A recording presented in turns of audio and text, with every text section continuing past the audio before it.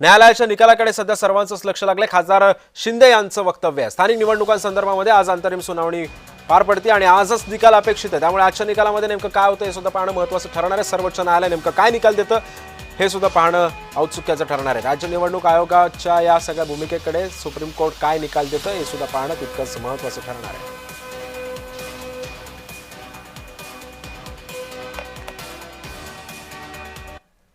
ठिकाणी जी आरक्षणाची मर्यादा जी आहे ती ओलांडली गेलेली आहे।